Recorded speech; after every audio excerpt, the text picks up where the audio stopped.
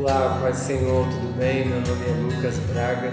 Eu estou muito feliz em poder te receber aqui neste vídeo. Se você não é inscrito, se inscreva no canal, deixe seu joinha, seu comentário e compartilhe esse vídeo para que outras pessoas sejam edificadas também com a palavra de Deus.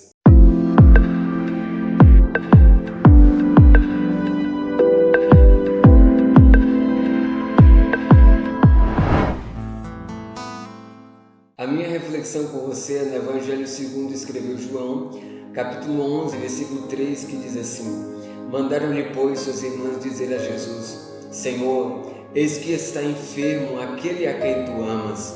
Nesse versículo nos apresenta um fato e um relato.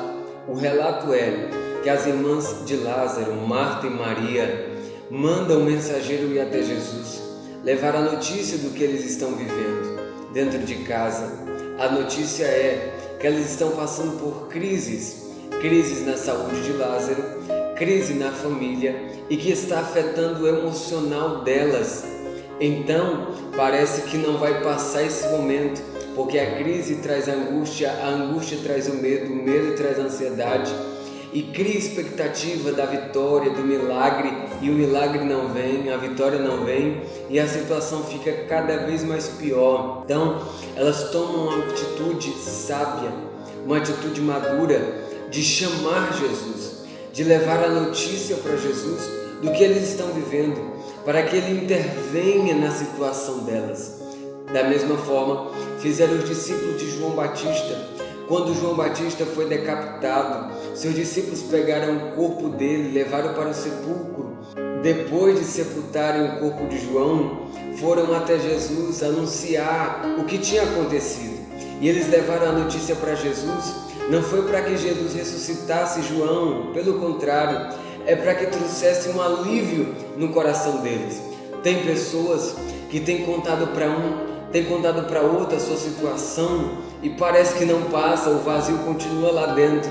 Mas tente contar para Jesus a sua situação, as feridas que estão na sua alma. Alguém sábio, ele nunca vai abrir o seu coração para alguém que não é próximo de si. Alguém sábio nunca vai abrir o seu coração e mostrar suas feridas para alguém que não lhe conhece. Da mesma forma foi o que essas mulheres fizeram. Contar para Jesus a sua situação não é para que Ele mude a respeito da mesma, mas é para que você mude a respeito da sua situação. Conte para Ele, porque até mesmo com as feridas Ele pode cicatrizar e fazer você triunfar em meio às dores. O mesmo versículo nos apresenta um fato. O fato é que elas dizem assim: eis que está enfermo aquele a quem tu amas. Essa palavra eis que nos apresenta uma pitada de estranheza.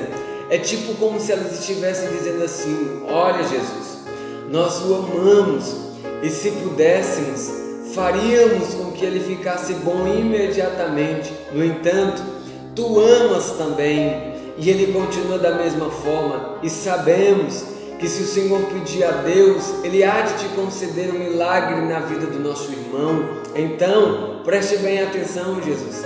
É aquele a quem tu amas.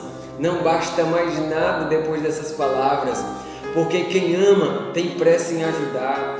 Quem ama tem pressa em socorrer. Quem ama tem pressa em estender a mão para levantar alguém que está caído.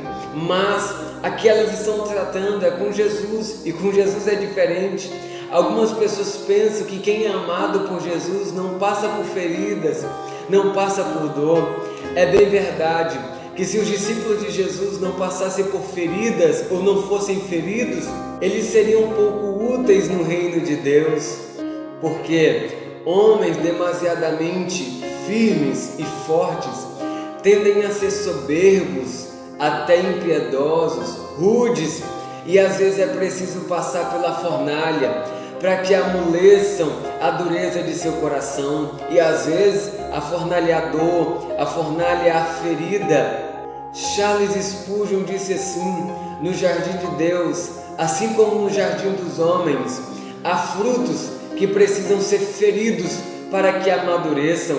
Então entenda, feridas também fazem parte da vida daqueles que são amados por Jesus, para que amadureça, para que cresça e que produzam bons frutos para o reino de Deus. As feridas fazem parte, a dor faz parte também. E eu encerro esse vídeo dizendo para você: calme, conte para Jesus as suas feridas, as suas dores, porque Ele é capaz de pegar as suas feridas, cicatrizar e fazer você triunfar em meio a elas, porque isso que você está passando, a finalidade é a glorificação do nome de Deus na sua casa, na sua família, no seu trabalho, e todos vão ver a glória de Deus na sua vida. Fique com esta palavra e Deus abençoe.